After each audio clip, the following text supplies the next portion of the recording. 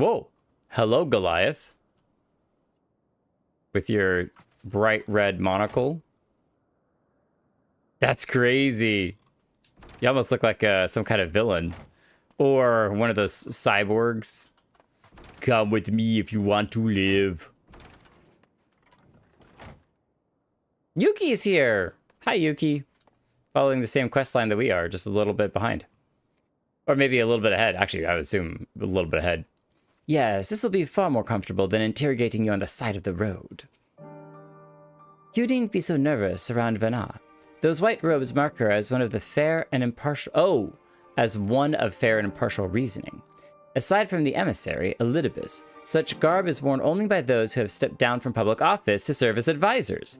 Whatever you have to say, she will listen without judgment. Hey, we thought about that. That's cool that it has to do with people that step down. But I guess also it can be, fair and non-judgmental. Welcome to my temporary abode. Please make yourself at home while I put on some tea.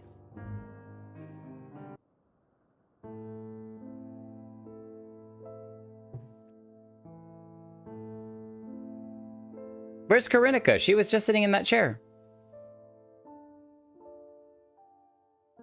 The final days. The music, it's answers. A wonderful aroma. I feel more relaxed already. I want to turn the music up. Would that I had sweetmeats to offer, but I travel light out of habit. There's plenty of hot water though, so please have as much tea as you like. Do, do, do, do, do, do, do. Will you tell us your tale? Oh, man.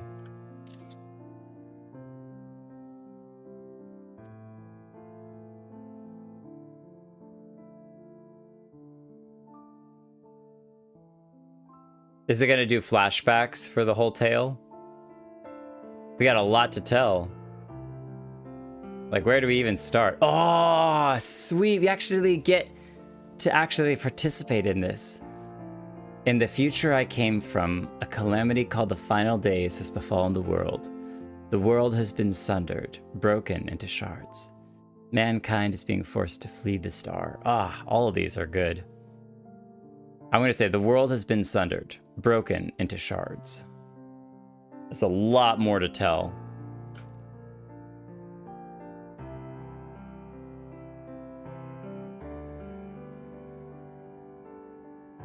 Why don't you start from the beginning? Well, I kind of sort of was starting from the beginning, all right?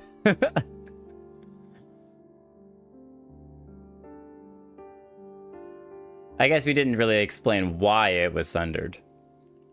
But you see, you create the first primal to stop the final days from occurring, and then others will create an alternate primal, which will cause an eternal feud, but that will sunder all of the stars to stop the planet from being destroyed, but that will also then lead to a galactic war, creation of Hydaelyn. Venat. How is it that Venat and Meteos are gonna kind of mix? Or Meteon, I guess. But Meteon's like telepathy. Oh, Emmett South. It's so cool.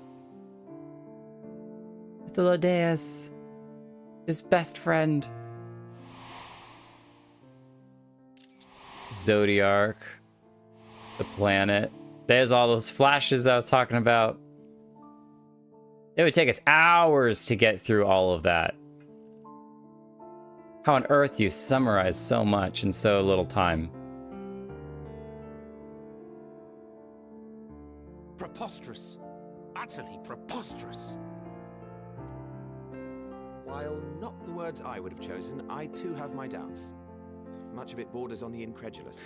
Well, what's also crazy is that there are some stories that when you hear them, they're so wild, your initial reaction is, that's ridiculous. It obviously couldn't be true.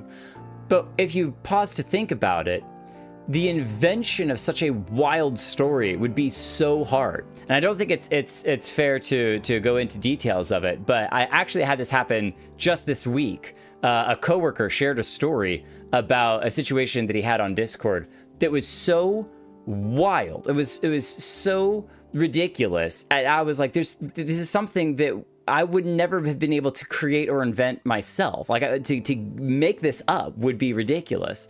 And so the more ridiculous it was, it lended legitimacy to it. Now I know that he was being honest and he showed some screenshots and stuff, but sometimes the wilder the story is, actually makes it more defendable because of how totally insane. You're like, there's no way that would actually happen. No one could have just made it up. What of you, Venat?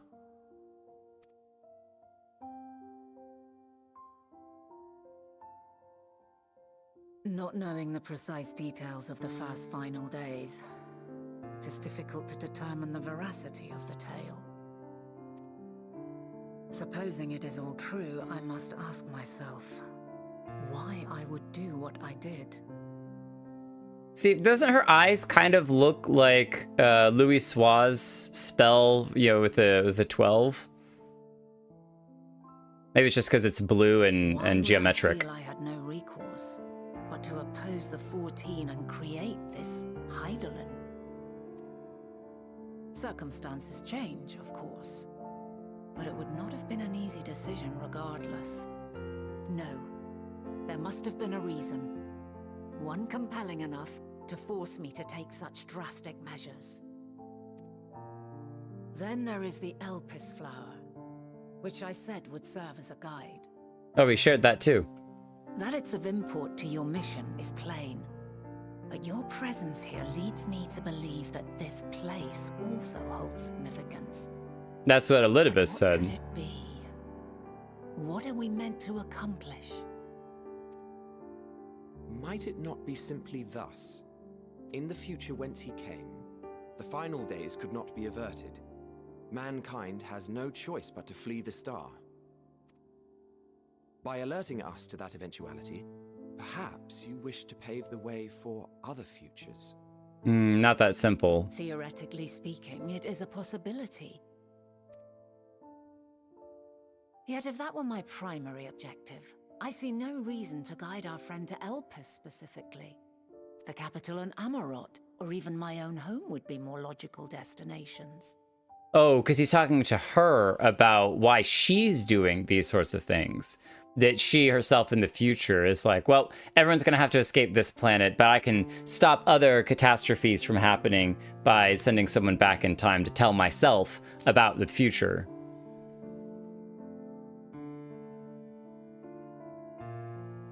True, true. I note also that Hydaelyn did not specify a point in time to which he must return. By this, it may be inferred that it was not critical that we should meet. But there's still some critical piece of information having to do with Elpis that we needed. Alternately, like she had Dynamis. reason to believe that our paths would converge, coincidental though it may seem. This is quite a puzzle, and we do not have all the pieces. You mean to say we don't have all the answers? Hardly any. But we do have one immutable fact. If the final days are indeed as described, they will bring death to all that I hold dear. Yet despite being afforded long years of preparation, the only provisions I could make were for flight. Yeah, that's the one thing that I was kind of confused by with the planet and the moon and everything, was that if she had all of the years of the moon and everything since basically locking away Zodiark, and she didn't, her best idea was to abandon them, especially when you consider that all of the other reflections that she would know about were all going to die, and that doesn't seem very Hydaelyn-y. Nay, my first and foremost endeavor would be to find a way to forestall the coming doom. Given that even the 14 failed, mayhap you deemed it impossible. Nothing is impossible. This I have always believed. And if Hydaelyn is indeed me, she would believe the same.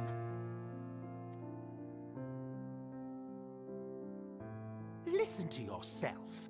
Are you seriously entertaining the notion that you are a messianic figure in some far-fetched tale? Nobody expected you to believe it, Emmett Selk, anyway. Well, I will not. I refuse to accept that our world could be undone by some unforeseen calamity. I also take offense to my portrayal as a megalomaniacal madman. I mean, okay, to be fair, you are a cool megalomaniacal maniac. You're a cool maniac madman, all right? To So sacrifice oneself for the star is a noble act, and I would hold those who gave themselves to this zodiac in the highest esteem. Yet, you claim I recreated Amarot and populated it with phantoms of our people? A bizarre indulgence that would be insulting to their memory. Worse still, I even invited you there. Literally invited my own downfall. Why would I do something so idiotic and inexplicable? why? See, it's gonna take a long time to explain all of this, Emmett Selk, all right? It's gonna take way more time. Now, I will allow that the hypothetical task of restoring our world would be daunting in the extreme. The thought of having to bear such a burden for 1,000 lives horrifies me. But I would never forsake my duty. I would never forsake my brethren. I think it's precisely that attitude that led to it. Yeah. You do not know me. I think I know you better than you know I've had yourself. my fill of your fiction. I will return to my duty, and you will not bother me again.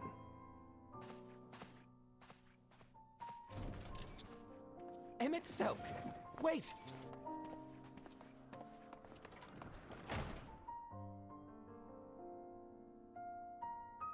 And we think that we're tired after a day of work. You've seen much of Elpis already. If you have any observations to share, I should like to hear them.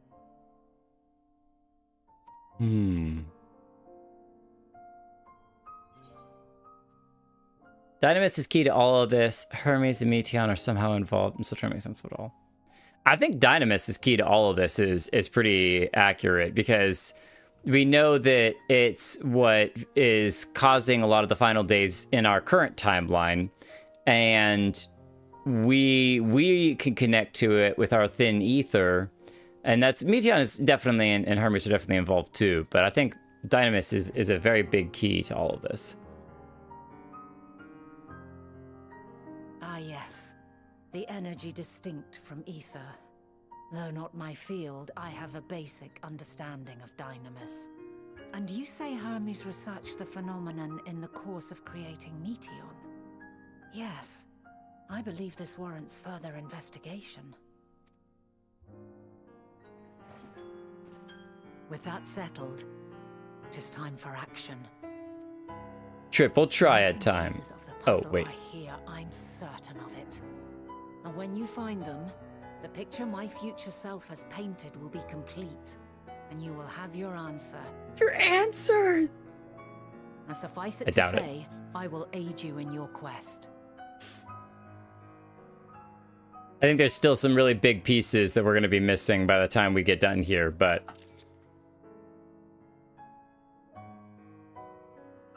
I could be wrong. Have faith.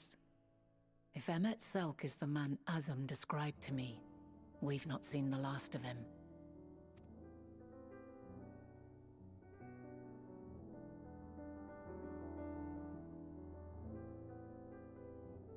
I mean, absolutely. I mean, if somebody showed up to you and was just like, "Oh, by the way, in the future, I don't know, kill all your family and go totally nuts and tear down the country and start a rebellion and go and live on the moon or something, right? It would just be so utterly ridiculous that you're like, that is so entirely against my character. Like, even just the idea of me doing those things is so baffling because that's just not who I am.